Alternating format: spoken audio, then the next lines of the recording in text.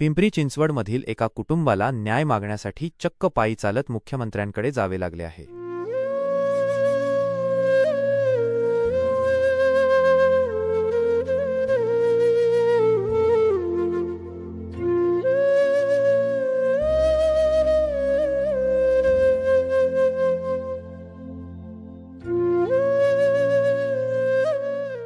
पिंपरी चिंचवडमधील चव्हाण कुटुंबियांना त्यांच्या शेजारी असणाऱ्या राजकीय पार्श्वभूमी असलेल्या कुटुंबियांनी प्रचंड त्रास दिला आहे। खोटे गुन्हे दाखल करून ह्या कुटुंबाला त्रास दिला जात आहे।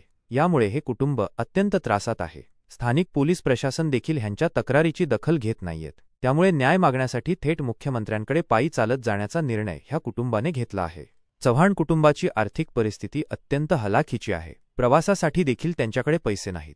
त्यामुळे दिवसरात्र पायी चालत ते मंत्रालयापर्यंत पोहोचणार आहेत। स्थानिक पातळीवर कोणत्याही प्रकारची दखल घेतली नसल्याने मुख्यमंत्र्यांकडे न्याय मागण्याची वेळ आली आहे, असे चव्हाण कुटुंबियातील महिला रेश्मा चव्हाण यांनी सांगितले आहे।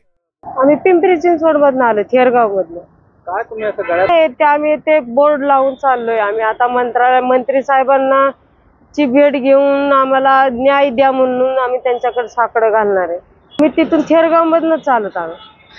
आमचा एक क्षुल्लक कारणावरून त्यांनी जातीवाचक शिवीगाळ करून पोराला मारहाण केली, त्याच्यावरून वाद सुरू केला आणि त्याचा असं एक गोल सर्कल बनवला की आमच्यावर अन्यायावर अन्याय, अत्याचारावर अत्याचार करायला लावले। आम्हाला 2-3 वेळा घरात घुसून काय मारलं, पोलिसांकडून काय मारायला लावलं, अजून बोगस कारवाई करून आमचं बाथरूम काय पाडायला लावलं, आमचं पाणी बंद केलं।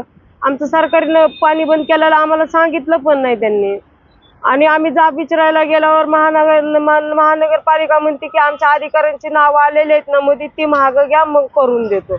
आणि पोलीस प्रशासनाकडे गेलो तर ते पण तसेच म्हणतात।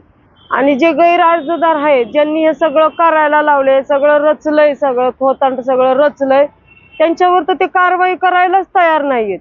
त्यांच्याकडे जायच्या आधीच म्हणतात मिटवून घ्या। अहो तुम्ही कंप्लेंट नाही घेतली तर आम्ही मिटवून काय घेणार आहे? साहेबांनी न्याय द्यावा। आमची कंप्लेंट इथं मुंबईतच दाखल करावी आणि इथं आम्ही जोपर्यंत मुख्यमंत्री साहेब कारवाई इथून करत नाहीत तोवर आम्ही आझाद मैदानावर राहणार। सध्या हे कुटुंब पायी चालत पनवेलपर्यंत पोहोचले आहे। खारघरला मुक्कामाला असणार आहेत। पोलीस प्रशासनाने व स्थानिक पातळीवर दखल न घेतल्याने आपल्यावर ही वेळ आली आहे, अशी कैफियत चव्हाण कुटुंबियांनी मांडली आहे।